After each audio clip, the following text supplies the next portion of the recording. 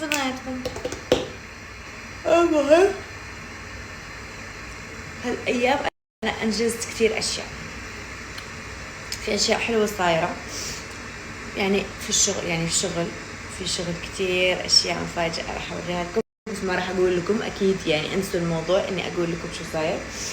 المهم في عندي اجتماعات كثيرة على أشياء حلوة، أشياء مرة جميلة، وفي أشياء كمان تصير تعرقل لي الأشياء. يعني المهم مثل عرقلة الحفل، هو ماما قالت لي ما تسوي الحفل هلا عشان في شخص مرض في المغرب، يعني عيب اني اجي اسوي في هذا يعني، فماما في كازابلانكا كلهم في كازابلانكا، فعيب قالت لي عيب انك تسوي الحفل، اجليه يعني عشان هم حزينين وكذا، فاجليه.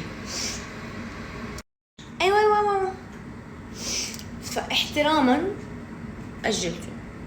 ماما صرت لا هذيك المسخوطه وش السيد مريض وانتي جايه تديري الحفله بجلي داك الشيء، عيب. المهم زعلت شوي بس يعني عادي، المهم مش مشكله. يعني حتى ترى لما اعزمت في كتير اصدقاء، يعني ميتا في تركيا، اسمته هوستور كان عنده عرس، قال لي يعني في عندي عرس في 21 فلازم احضره، قال لي بليز اعملي 22. فكمان يعني في كتير ناس ما يقدرون يكونوا، فاحنا بدنا ناس كتير يكونوا. غير هيك فكرت كمان مع الشركة اللي عاملين الحفلة اللي راح، لأنه هلا الإمارات يعني دبي حر تمام، فمشان هيك يعني الحفلة بتيجي حلوة إذا عملناها أوتدور. فقلت يلا إذا أجلناها هلا، يعني كان فيها خير إني تتأجل عشان أسويها أوتدور.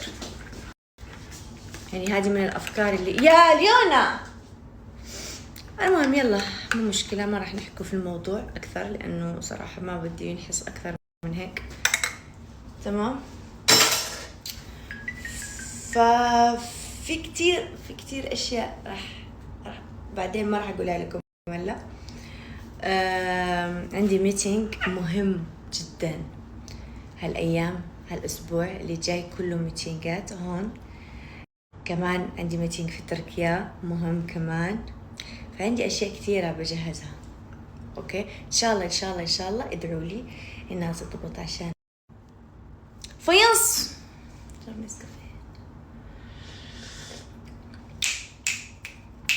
كيف صعونة جميلة بنانة. والله اليوم إن شاء الله لايف، شوفوا أقدر أسوي لكم هلا لايف وبالليل لايف، إيش رأيكم؟ بشوف شو عندي إذا ما عندي شيء، عشان كمان جالسة هالأيام أوكي أجهز.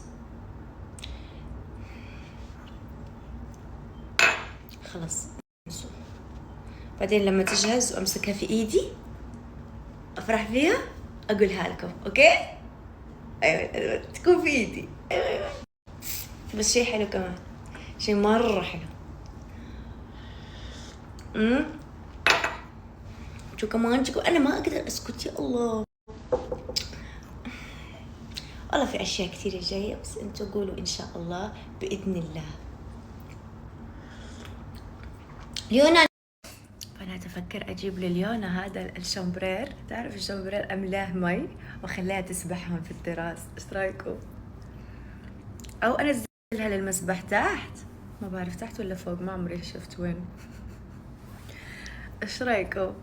ما بعرف، حسيتها بتجلس في البيت كتير، وهون مش نفس تركيا، هون أماكن كثير يعني المول ما تقدر توديه في كلاب يعني كثير، وإنك تمشيها حر مرة، ما تقدر تمشي معاها وتمشي في طريق مرة حر. فقلت أوديها مسبح أو أسوي لها هون مسبح، إيش رأيكم؟ حطولي اقتراحكم، أصورها لكم، أجيب لها ألعاب في المسبح ولا أنزلها تحت. قولوا لي إذا بدكم أجيب لها هون مسبح. هلا أطلبه، هلا أطلب، ولا تلعب تفرحي تمرحي تسبحي.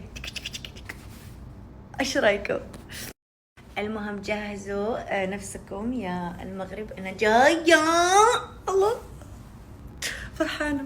اول شيء بدي اطلع بساعد اخويا كثير عشان عنده فعاليات، جالسه اشوف صور كذا. ايوه تغازوت ها.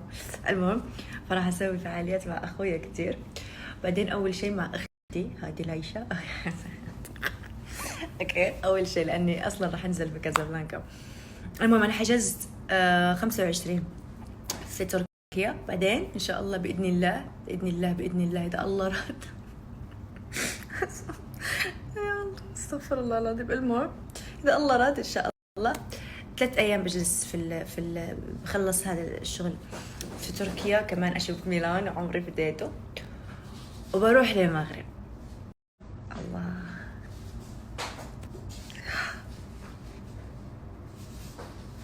بروح اوريكم كل مكان في المغرب ان شاء الله باذن الله. يخليكم ليلي. شوفوا انا وخا ما تديروش لي العماريه وشي كذا جايه. وخا ما تديروش لي العماريه. كانوا مسامحكم، عرفتكم زايدين الاسعار عندكم، ماشي مشكل، الظروف الماديه وما عندكم.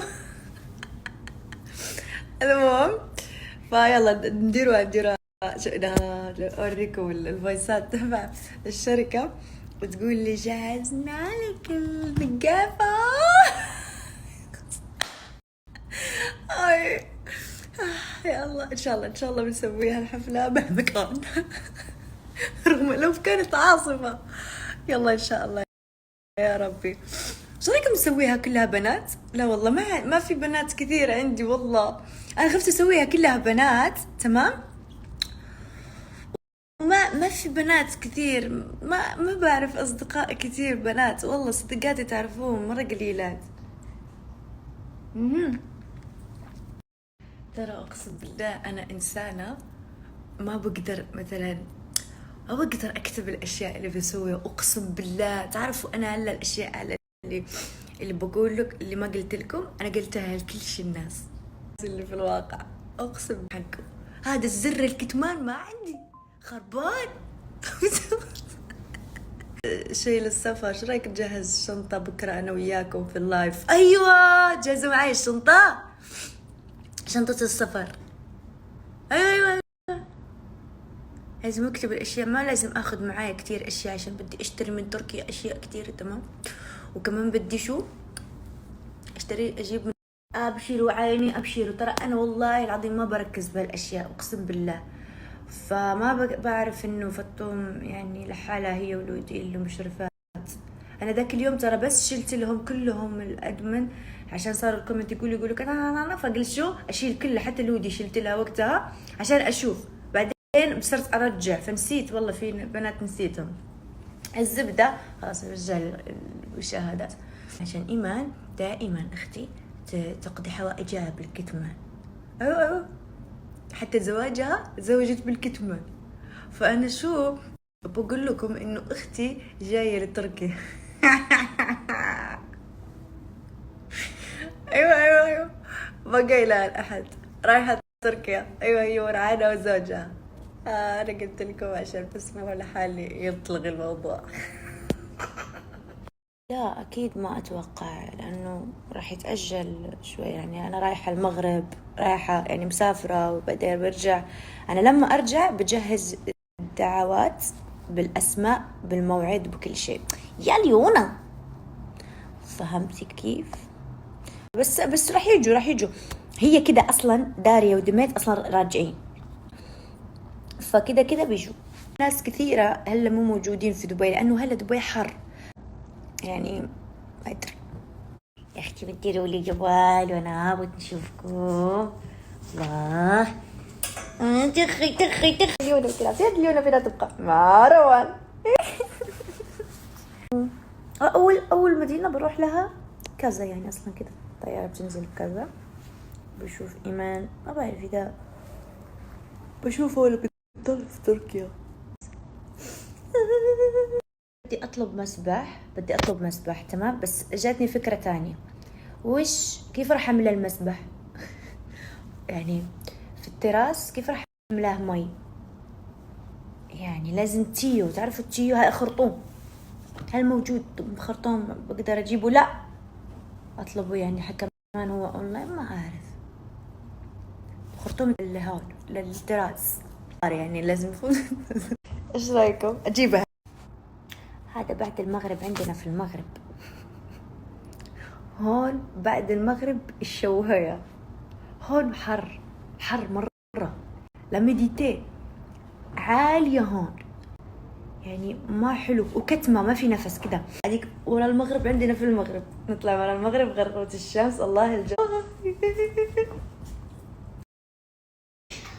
شوفوا شوفوا شوفوا.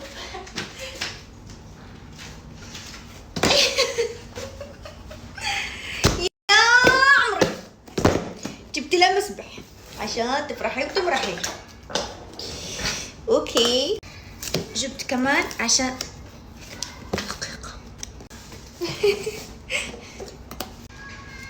بحطه في التراس وبنفخ.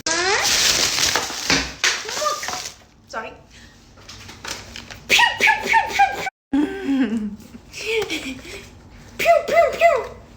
هلا يمكن تجي داريا. جبت لها كورة عشان تلعب. هذا عشان انفخ هذا عشان شو املى ايش هذا؟ ايوه هلا بطلع التراس وبنفخها.